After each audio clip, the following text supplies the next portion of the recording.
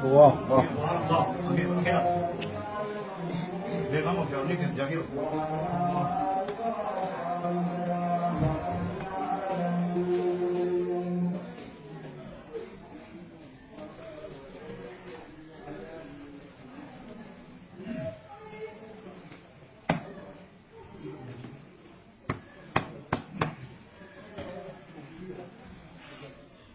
लो बड़े पे चमड़े भी रखना बनो सुनो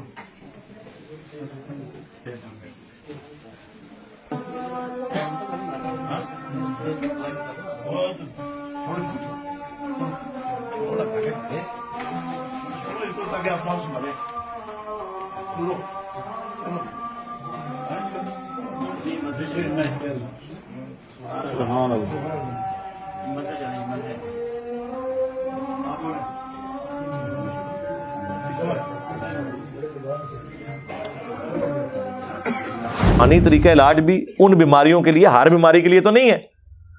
यानी दुनिया में कोई दवाई ऐसी नहीं है, कोई दम ऐसा नहीं है जो बच्चे का खतना कर सके। हाँ आए हो ना दाढ़ थले जी, है रूहानी बाईपास, और छड़ दो बाईपास, खतना करके दसो जे ना हो ना ते छोड़ दो।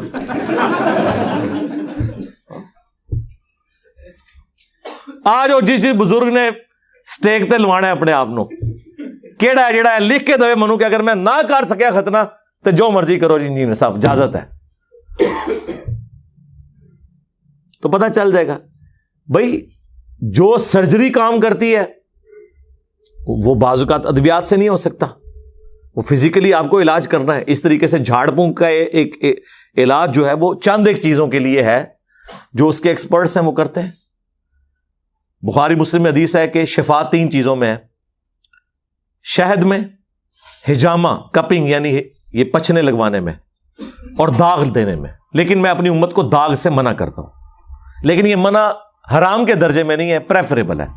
क्योंकि मुस्लिम शरीफ में हदीस है, एक सहाबी को जख्म लगा, उसका खून नहीं रुकता था, नबी इस्लाम ने अपने मुबारक हाथों से दाग दिया। दाग ये होता है कि लोहे की कोई सलाख, तीर का अगला हिस्सा, कोई लोहे की चीज गर्म करके जब वो फुल गर्म हो जाए तो वो उस जख्म के ऊपर लगाते हैं, वहां से वो गोश्त और वो सारा हिस्सा रोस्ट हो जाता है, फिर वो खून निकलना बंद हो जाता है। आजकल इलेक्ट्रिक दाग देने वाले इंस्ट्रूमेंट्स आ गए हैं जो सर्जन्स वगैरह यूज करते हैं। इसलिए देखें अब जो बाईपास के ऑपरेशंस हो रहे हैं ना, तो वो बड़े एडवांस हो चुके हैं, ऐसी अद्वियात आ गई हैं, अब खून भी नहीं लगता और बाईपास हो जाता है। वरना पहले कितनी बोतलें अरेंज करनी पड़ती थी, खून जाया हो जाता था। तो नबी इस्लाम ने खुद वो तरीका इलाज इस्तेमाल किया, आपने फूंक क्यों नहीं मार दी? कहीं अल्लाह ने चाहा तो हो भी गया। बुखारी में हदीस है, एक साहबी की पिंडली की हड्डी टूट गई, नबी इस्लाम ने हाथ फेरा, ठीक हो गए। लेकिन ये 1-2 वाकयात मौजूदा तौर पे, अदरवाइज नबी इस्लाम पूरा इलाज करवाते थे। और इलाज करना है, जो चीज इस तरह की सर्जरी वाली है वो दम करने से नहीं टूटी हुई हड्डी जुड़ जाएगी, वो नबी इस्लाम का एक मोर्जा था। अगर आपको अपने बुजुर्गों पे इत्मीनान है तो तोड़वाएं अपनी टांगे और टाइम क़यामत तक जाए, करवा के दसो किसी को सीधा। इस तरह नहीं होता मेरे भाई। मोर्जात जब अल्लाह ताला किसी के लिए चाहे जाहिर कर देता है, लेकिन आपने मोर्जात अपने बाबों के लिए माने हुए हैं, तो फिर बेहतर यही है कि प्रैक्टिकली करके बताएं। आप जो जो आप क्लेम कर रहे हैं वो करके बताएं। कहते ना जी बुजुर्ग जो है वो अगर जो है वो कैमरा और सैटेलाइट जो है वो सारे बड़े आजमों में एक कमरे में बैठ के देख सकता है, तो अल्लाह का वली क्यों नहीं देख सकता? छाड़ दो सरकार, कोई मसला नहीं है। अगर PIA का पायलट जहाज उड़ा सकता है तो बुजुर्ग क्यों नहीं उड़ा सकता?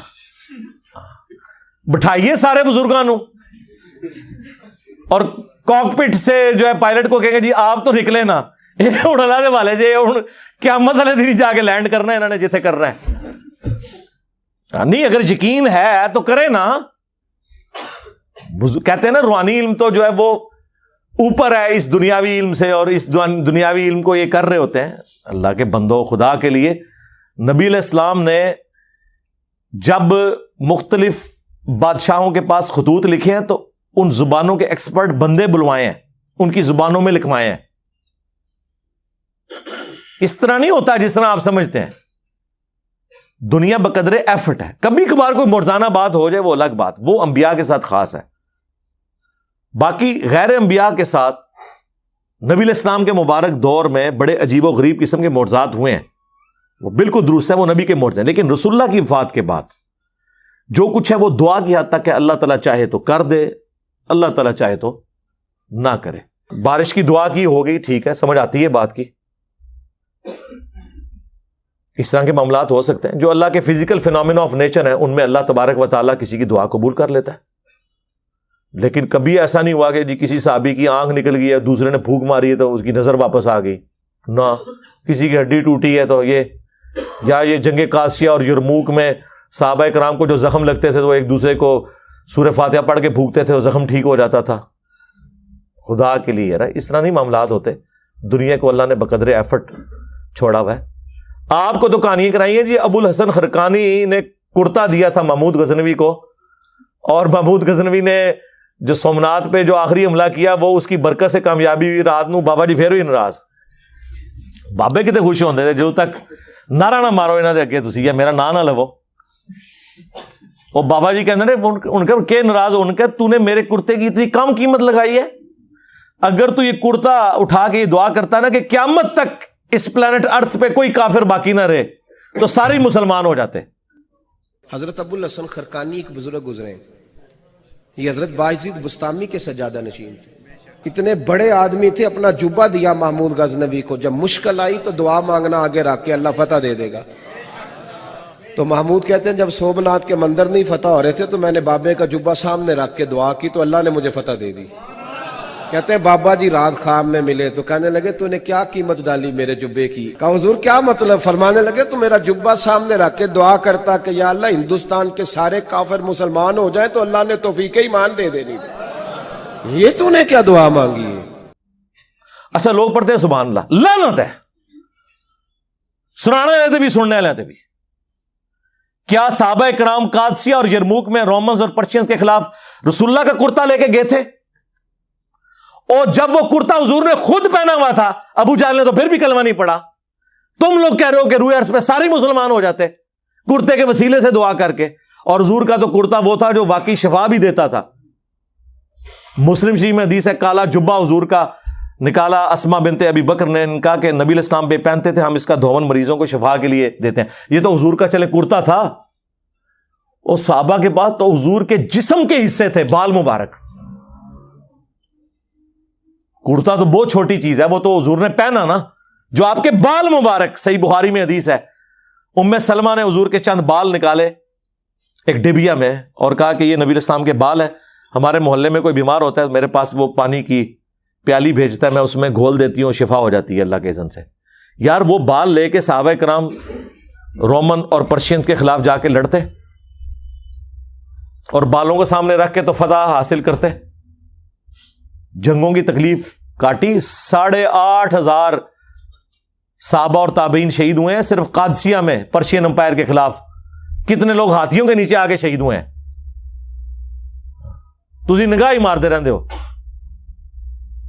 سب کہانی ہے. اور اب تو میں نے آپ کو بہت پہلے پریڈکٹ کیا تھا کہ اب ینگ جنریشن یا تو علمی کتابی مسلمان بنے گی, یعنی علمی کتابی سے مراد چھڑا مسلم, کتاب و سنت کے دلائل ماننے والا, اور یا پھر وہ اس مذہب سے ہی برگشتہ ہو جائے گی, سیکولر یا ایتھیسٹ ہو جائیں گے. باقی فرقے تو ہم نظر نہیں آنے.